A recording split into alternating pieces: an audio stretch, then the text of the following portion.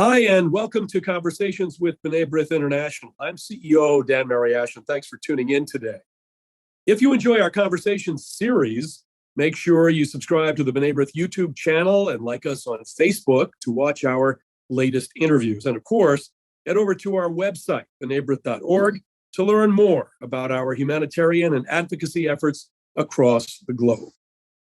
Well, more than a place to grab a bite to eat, the Jewish Deli is a community forged in food.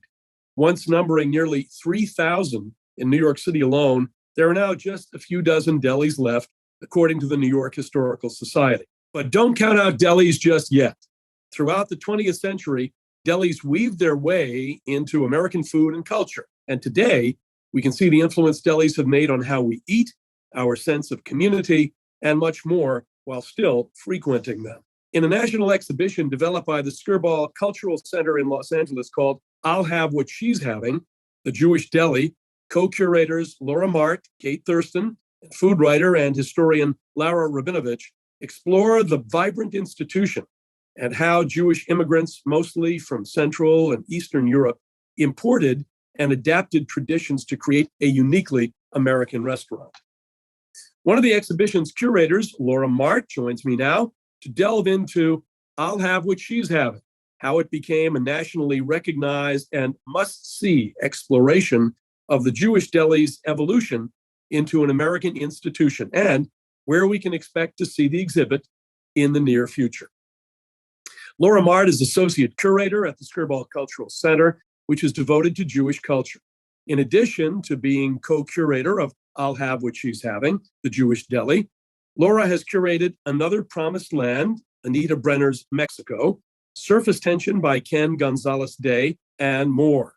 She earned a BFA in Studio and Theater Arts from Washington University in St. Louis and an MA in Art History from the University of Chicago. Laura, thanks for being here today. Thank you, Dan, for having me. I'm excited to be here. Well, to build on my introduction, give our viewers a more detailed overview of your exhibit, I'll Have What She's Having, borrowed from the famous line in When Harry Met Sally. What actually inspired you to explore the history of the Jewish delis? Hadn't been done before. Why now? And what was it that really pulled you in? Well, absolutely. So the Jewish Deli is really something that is so important for Jewish American heritage, but never before has an exhibition been created specifically about this topic. There have been exhibitions about Jewish food, there have been immigrations about Jewish immigration, but we really wanted to tie those two things together to talk about how this really unique food tradition that is so special and so central to the American Jewish experience really reveals a lot about Jewish American history, history of immigration, and the history of America in the 20th century as a whole. And so when my co-curators and I first began thinking of this concept, we really envisioned it as a way to look at how Jews went from being this immigrant population, like so many of our immigrant populations today, where they arrived often fleeing persecution. We're talking about a very specific period in Jewish history and in American history, looking at about the 1880s to really the 1924, when the immigration quota really dramatically restricted Jewish immigration. So there was this big wave of Jewish immigrants during that time who came to the U.S., and those were the people who started this foodway that today we know as Jewish American Deli. And of course, there have been a lot of influences on it from other groups, especially from now more contemporaneously. We have delis that include a lot of Israeli influences and influences from Sephardic cuisine, and we have a lot more Jewish immigrants from the former Soviet Union now. And so, of course, those people have played a big role in how deli food is today. But in the exhibition, we look at this sort of classic period you might think of it as the classic period, I could maybe say that, of Jewish deli, where these immigrants, mostly from Central and Eastern Europe, imported their traditions, adapted them for life in the United States, and really brought these tastes to the mainstream beyond the Jewish community.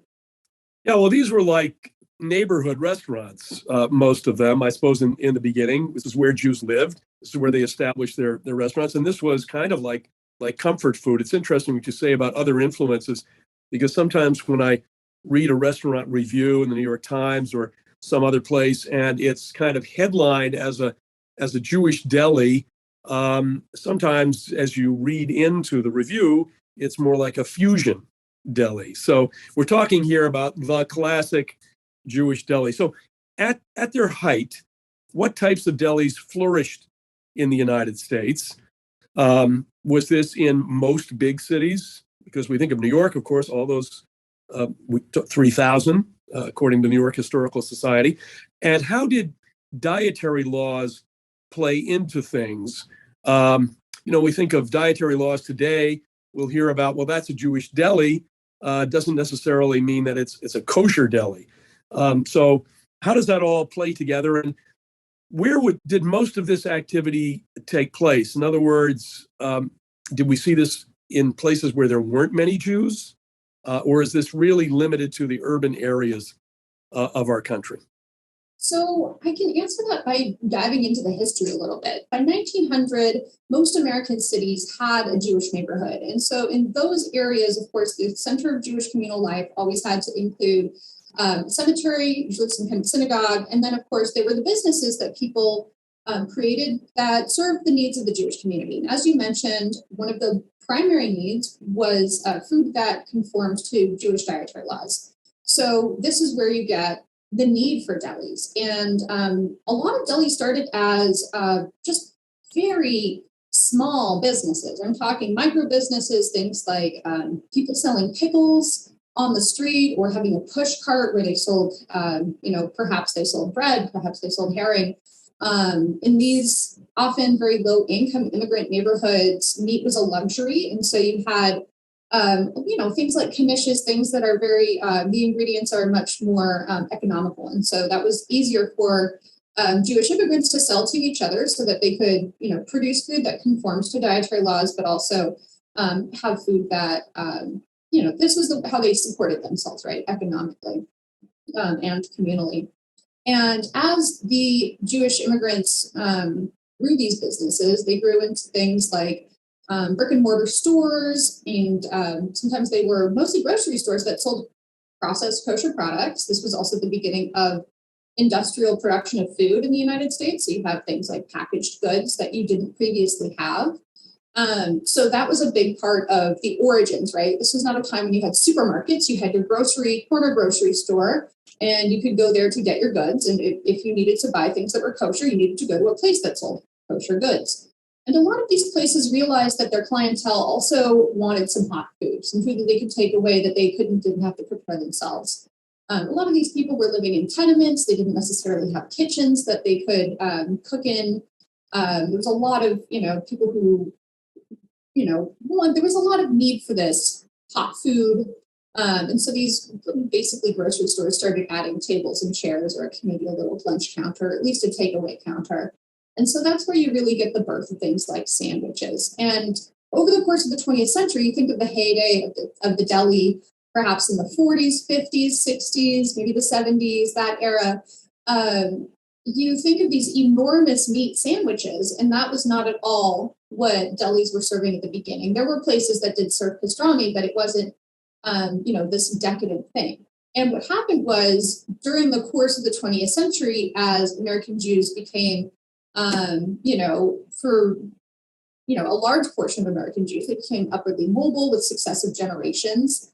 They were able to afford the luxury of dining out. So it was no longer buying just basic necessities at a grocery store. It was also finding leisure time, finding a way to spend your leisure time with your family, with your community, and to really enjoy food. Food was something that was in short supply in Eastern Europe. Especially luxury foods like meat. This meat was abundant in the United States. For historical reasons, the expansion of the railroad really enabled the cattle industry to flourish, as well as the removal of Native people from the Western Plains. And so the arrival of all these Jewish immigrants coincided with this massive explosion in the cattle industry and the shift of the American diet from pork, primarily pork that was raised near where people lived, to beef. And of course, Jewish people do not eat pork. And so all this beef being produced really created also a lot of opportunities for Jewish entrepreneurs to create companies like the Vienna Beef Company and Hebrew National. Zion Kosher, I have my Zion Kosher. I see that in the background. I made that thing. Did not make it into the exhibition, but we love it as an office decoration. Kate and I share it, actually. We pass it back and forth between our offices.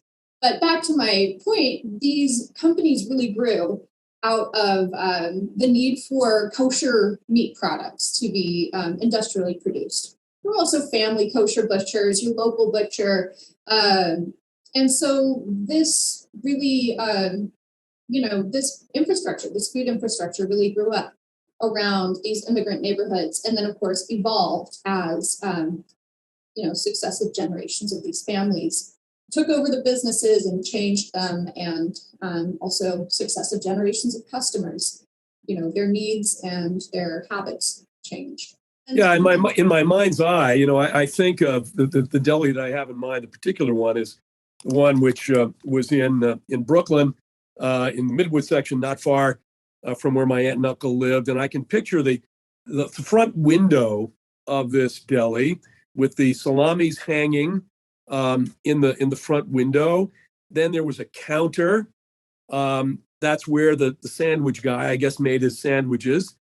You could eat at a table, but if you wanted to take some corned beef with you or pastrami, they'd cut it and slice it, and you could take it, buy it, and take it out. So I guess that was kind of a standard layout, would it not be? Absolutely, and you'll see a lot of delis still have that layout of a takeout counter together with big, booths and counters. Cantors in LA, they have their bakery section, they have their deli takeaway section, and then they have their two huge dining rooms. Nate Nell's has a takeaway counter, and it has the dining room. Langer's also has the takeaway counter, and it has the dining room. You have some stools at the counter so you can eat at the counter. And so, that layout, that model really has persisted. And a lot of places still do the grocery thing too. So they'll have some packaged goods as well as, being able to buy foods that are prepared at the deli fresh daily. Well, let's stop there for a second. Tell us about your background and how you view the curating process, meaning how do you prefer to tell stories? That's so important when you're mounting an exhibition.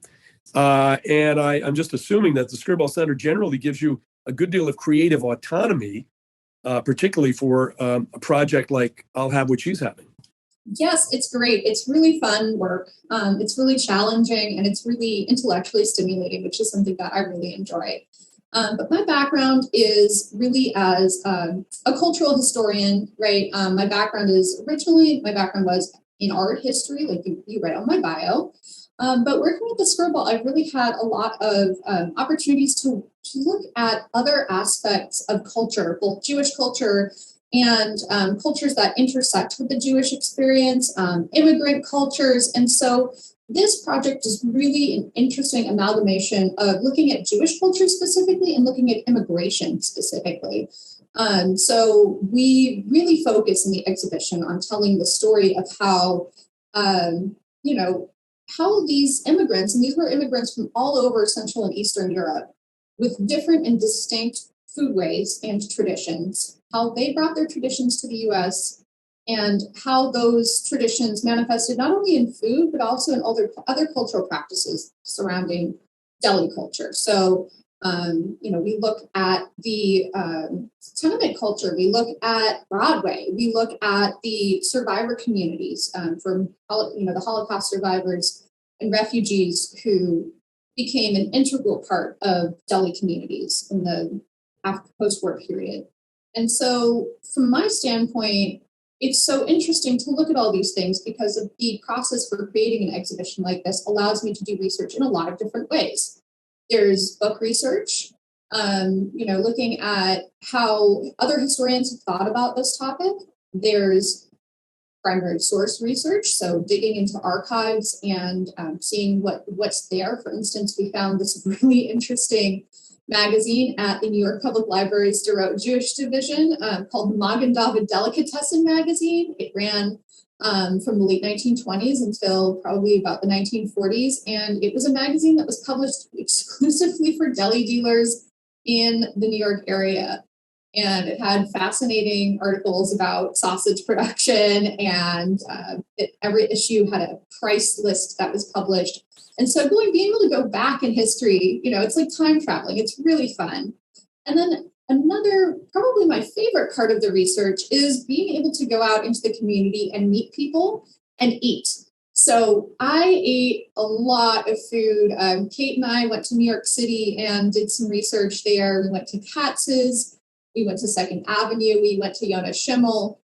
We ate at all of these places, and it was just amazing. I have to say, I did gain some weight during the research phase of this exhibition because, this food is pretty calorically dense, but it was worth it. It was definitely worth it. And one of my favorite trips, research trips, I went to Indianapolis and went, of course, to Shapiro's. And I took one of my friends to Shapiro's. She'd never been to a Jewish deli before.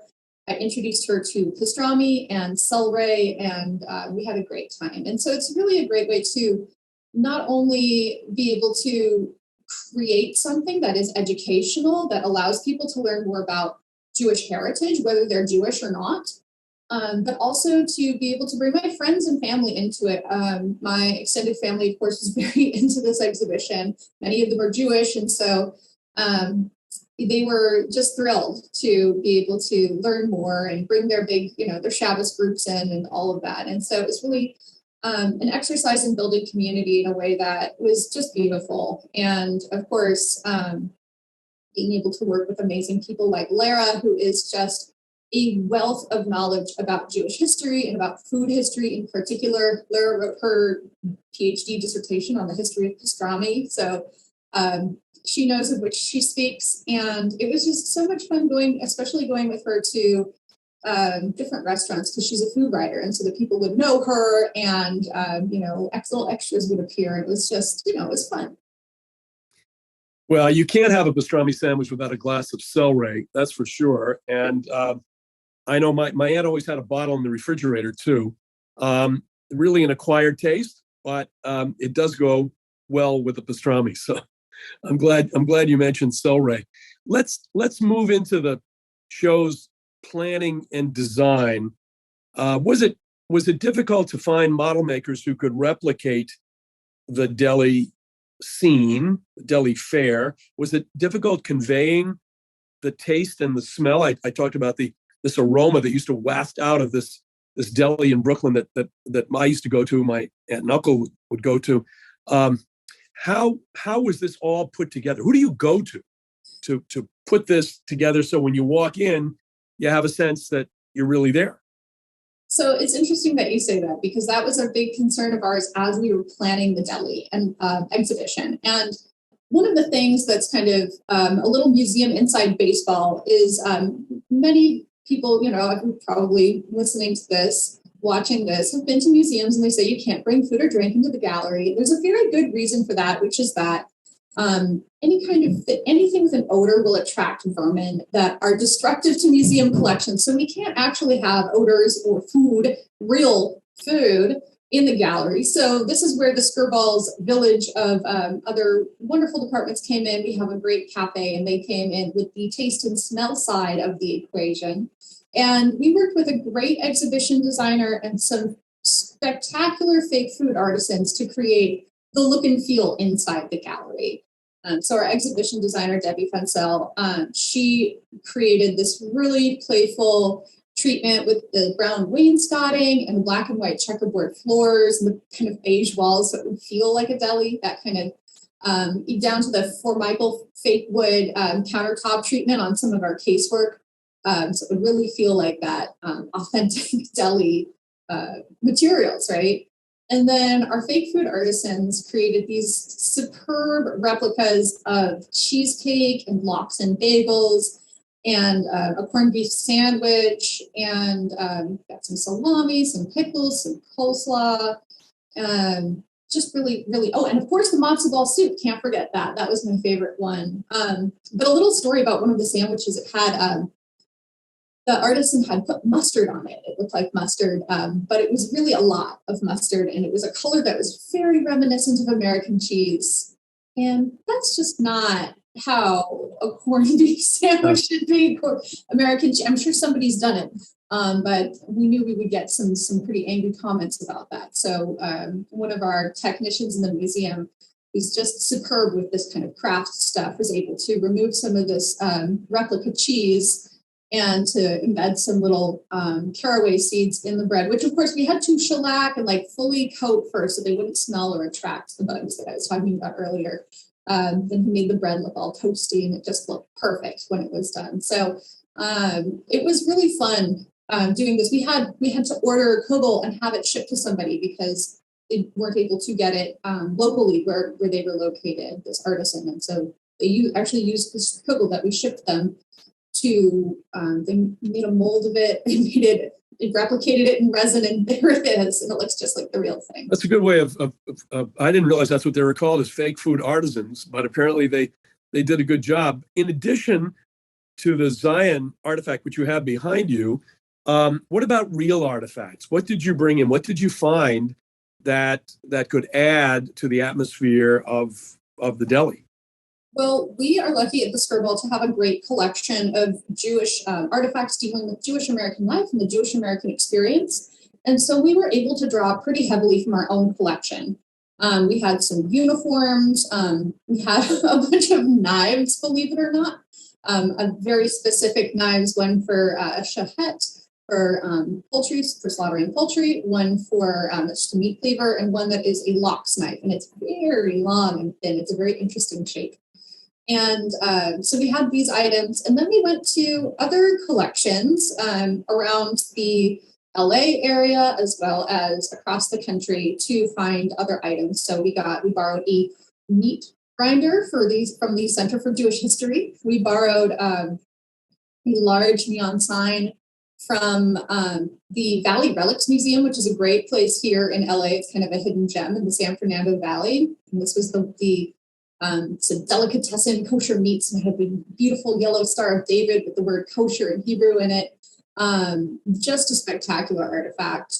Also borrowed a few things from the Museum of Neon Art here in Glendale, California, as well as some artifacts from delis, deli owners. So we worked with Cantors. We borrowed the cigarette machine from Cantors that they are no longer using because smoking in restaurants is now illegal in California, and it has been for quite a while.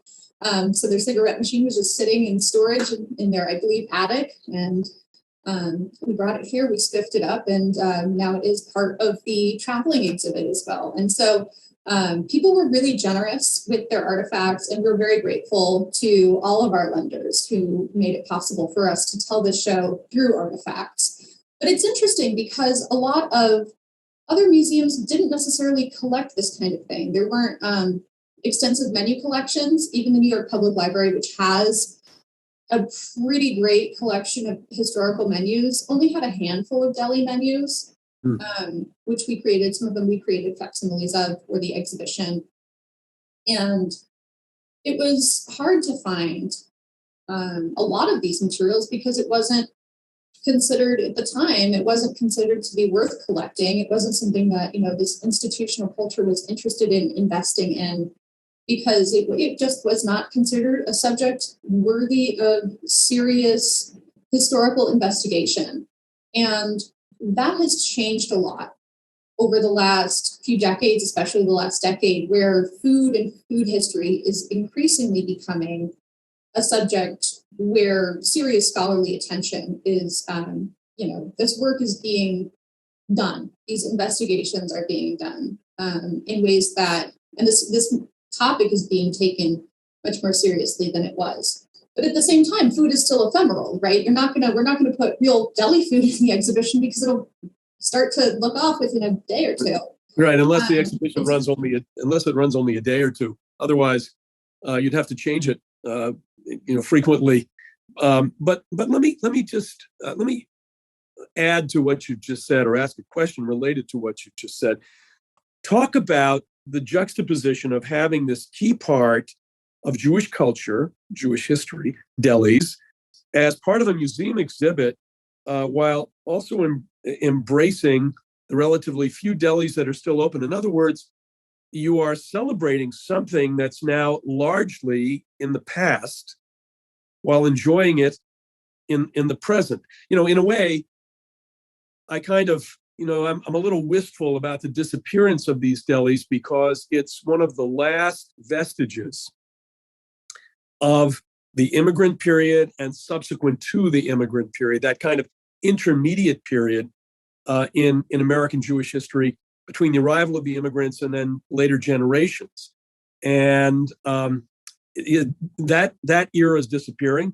Go to the Lower East Side of New York, for example. Lower East Side is still there, but the Jewish shops and restaurants and so forth, it's pretty much gone. So talk about that. You're celebrating something in the past, which is what museums do, but there's still a little bit of it here and now.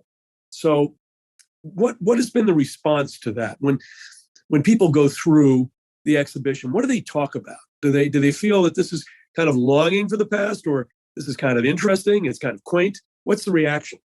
Dan, we get a lot of people who feel the way that you feel about the declining number of delis from their childhood. This is something that people feel really strongly about because it signals something to them, a loss, a change that people aren't necessarily entirely comfortable with. And I think it's a really telling thing for American Jews more broadly that, as the Jewish community has become more integrated in mainstream American society, there is a loss of these culturally specific things.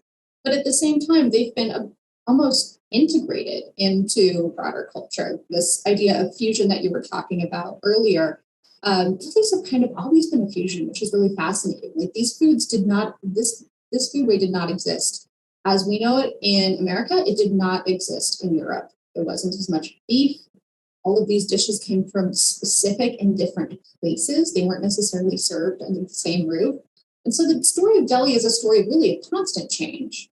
And so this idea of the past, right, this kind of halcyon days of Deli, the 40s, 50s, 60s, maybe 70s, maybe 80s, this is something that during that time, change was still happening. That model of delis was a change from what it had been. And so as our tastes as eaters change, as our consumption patterns change, as our habits change, so too do the businesses that serve those things. And so to see this, decline, there has been a real decline in the number of delis, as you mentioned, from 3,000 in New York City alone to a few dozen. It's a pretty drastic change.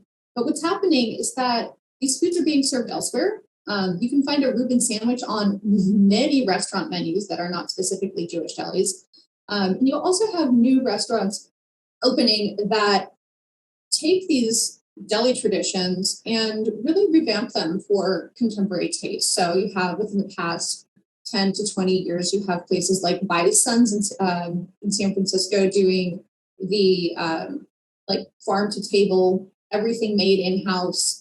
They bake their own bread, they cure their own pastrami, they pickle their own pickles.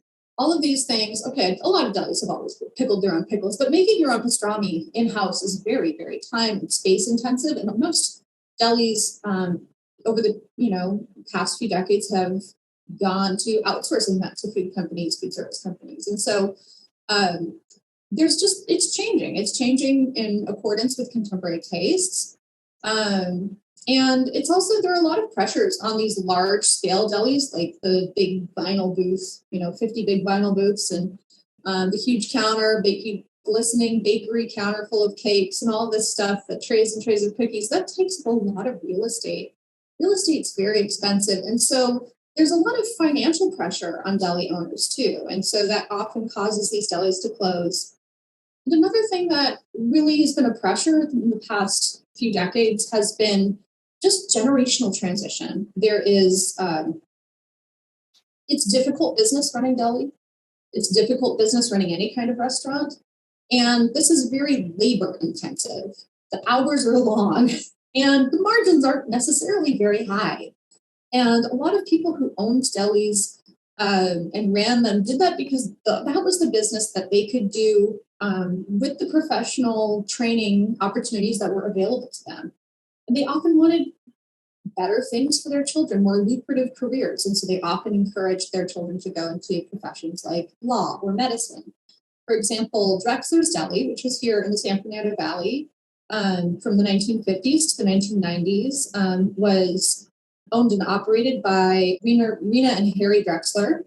And Rena was a survivor of Auschwitz, where she was interned as a teenager. And so when she was liberated, she needed to find a job. She found a job in a deli. She met her husband working in a deli. This was, what they knew. This was the trade they knew and what they were able to do.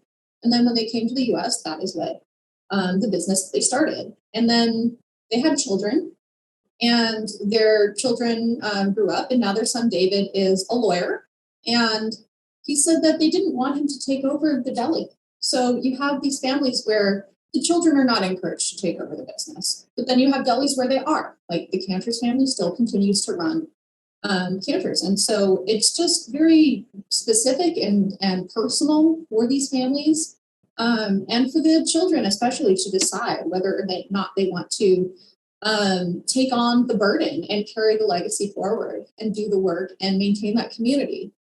And it's beautiful, but it's also really, really hard work. So not everybody is interested in doing that as well. And then there are people who come back to it. And then there are people who just start doing it because they love food and they're fascinated by it. And, people like Mika Wexler, who come to it from fine dining perspective and really reinventing the flavors and the craftsmanship of making this meat. And, it's very, there is no one deli story. There is no one trajectory. So when people say, oh, the delis are all closing, a specific kind of deli is closing, but this culture of food is being maintained and transformed by new generations, which is just beautiful.